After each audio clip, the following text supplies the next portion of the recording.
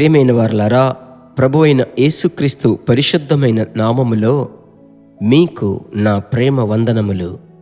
Jesus meets YouTube ఫ్యామిలీలో ఉన్న కుటుంబములన్నీ ఎలాగున్నారు? ప్రభువునందు క్షేమముగా ఉన్నారని నమ్ముచున్నాను.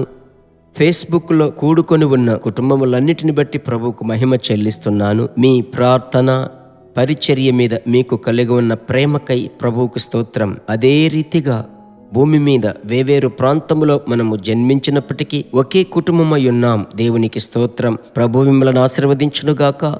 ఈ దినం ప్రభువిచ్చినటువంటి మాట ఏమిటి తెలుసా?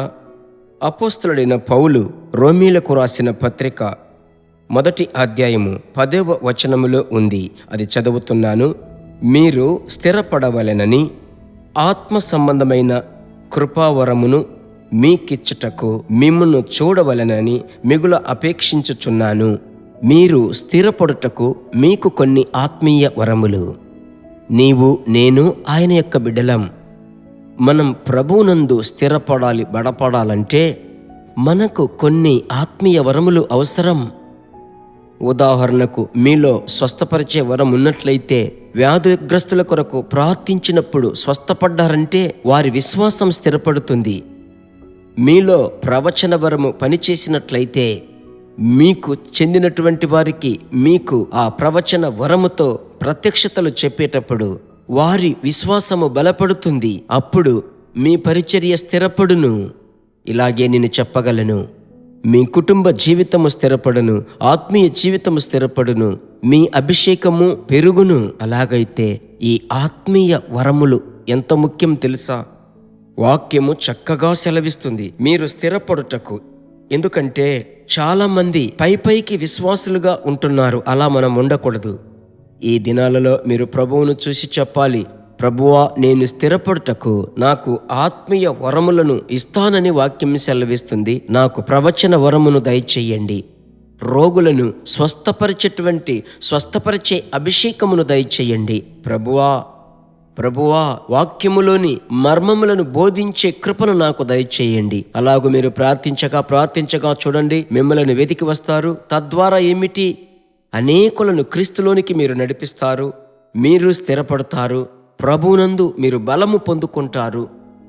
మీ యొక్క జీవితంలో వేదన రాదు. అప్పుడప్పుడు తరచూ అప్స్ అండ్ డౌన్స్ వస్తాయి.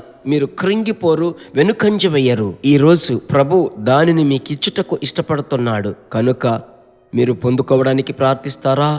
ప్రభు మీ అవసరతలన్నీ తీర్చి మిమ్మల్ని సంతోషపరుస్తాడు. సరేనా?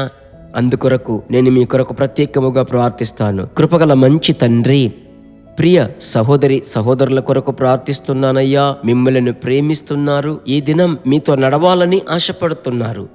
అప్పుడప్పుడు నడుచుటకు ఆత్మీయ వరములు కావాలి తండ్రి. స్థిరపడుట కొరకై ఆత్మీయ వరములు అన్నారు తండ్రి.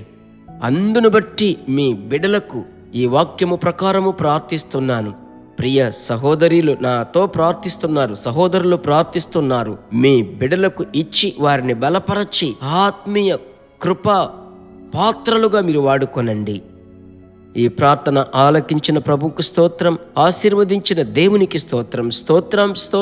శత్రువు క్రియలు మీ బిడ్డలు ప్రార్థన శక్తి ద్వారా లయమైపోవునుగాక.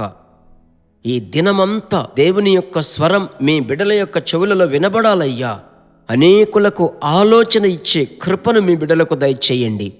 దైవికమైన బలముతో బిడ్డలను నింపండి. ప్రార్థన ఆలకించిన ప్రభువుకు స్తోత్రం.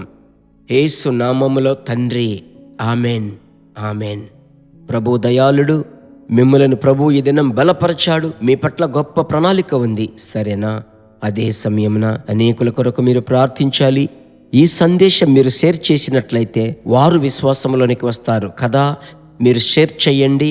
ప్రభు చిత్తమైతే మహిమగల కార్యములను ప్రభు చేస్తాడు. God bless you.